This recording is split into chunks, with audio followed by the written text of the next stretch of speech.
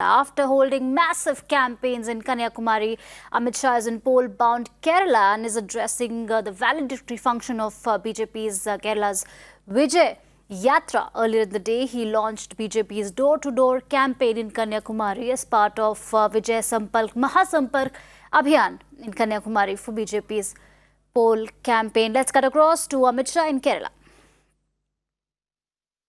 और parliamentary affairs minister Karnataka के नेता भाई प्रहलाद जोशी जी अभी जो मेरी बातों को आप तक मलयाली में पहुंचा रहे हैं, ऐसे मेरे साथी विदेश राज्य मंत्री श्री वी मुरलीधरन जी और आज जिनको मिलकर और भाजपा के मंच पर देखकर मुझे सच अर्थ में रोमांच और आनंद दोनों हो रहा है, ऐसे श्रीमान श्रीधरन जी हमारे मेट्रोमैन,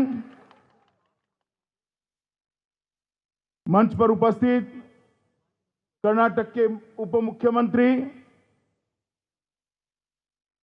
हमारे वरिष्ठ नेता पूर्व राज्यपाल श्री कुंभणम राजशेखरन जी, बीडीजीएस के नेता और मेरे मित्र श्री तुषार वेलापल्ली जी, श्री सीपी राधाकृष्णन जी, श्रीमती वानती जी, श्री एपी अब्दुल्ला कुट्टी जी, हमारे वरिष्ठ नेता और विधायक Shriman O Rajagopal ji, V Sunil Kumar ji, C K Padmanabhan ji, MT Ramesh ji, PK Krishnadas ji, Shri VV Rajesh.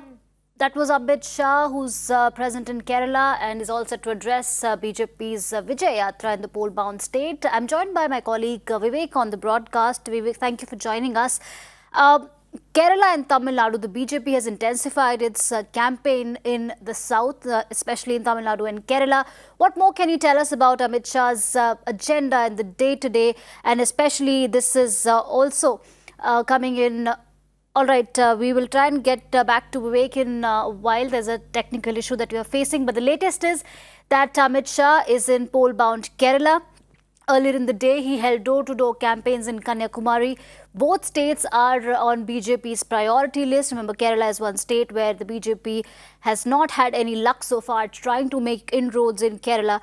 And in Tamil Nadu, it's in alliance with the AIDMK and PMK. And earlier in the day, Amit Shah said that he is confident that the AIDMK, BJP and PMK alliance is all set to win the upcoming elections. That's the latest that we are getting in from the state of Kerala and Tamil Nadu. Amit Shah earlier in the day held a massive campaign in Kanyakumari, as we have been reporting that he is in poll-bound Kerala. And at the moment, he is addressing the valedictory function of BJP's Vijay Yatra.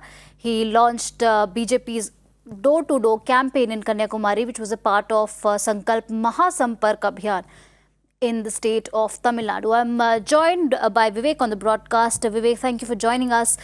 So, as we said that Amit Shah earlier in the day was in Tamil Nadu, where he held door-to-door campaign, launched BJP's campaign in Kanyakumari.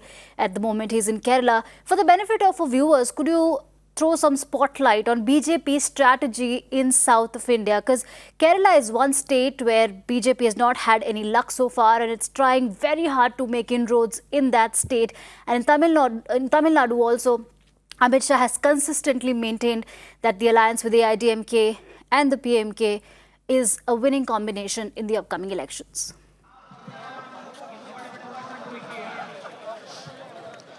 See, as far as Kerala, it is going to be a major fight for the BJP is concerned, mainly because the fight is always between the left and the Congress. It's the LDF and the UDF. Now the BJP, if you look at the vote share, it's just got 16% of the vote share. But when it comes to the number of seats, out of the 140 assembly seat as a legislative assembly, the BJP, the NDA has got just one seat. Now the BJP will be desperately looking to increase its tally from at least to 10 to 15. Now, BJP basically wants to be a deciding factor as far as this assembly election is concerned. Now, that is the reason why BJP is now conducting this rally called Vijay Yatra. That's that was taken from Kasargod to Thiruvananthapuram. Today, we are at the concluding event, session of this particular event, of this particular yatra, where Home Minister Amit Shah is addressing the crowd. Remember, as far as BJP's election campaign is concerned, this particular speech or what Amit Shah will decide today will decide after the core committee meeting regarding the candidates is going to be extremely important, because the election strategy of BJP, unlike the earlier times, this time around they are planning to field people like E. Sridharan, the Metro Man, who is known world over for his contributions, and also other important celebrities and people from various spheres of life, not just seasoned politicians. That's the most important factor this time around, because the central leadership has clearly indicated that the party should increase its tally. Because if you look at the nearby states like Tamil Nadu, Karnataka, Andhra and other states, the party has fairly done well as compared to its earlier side. But the Kerala is the only state, if you look at as when it comes to the number of seats, the party was not at all performing well.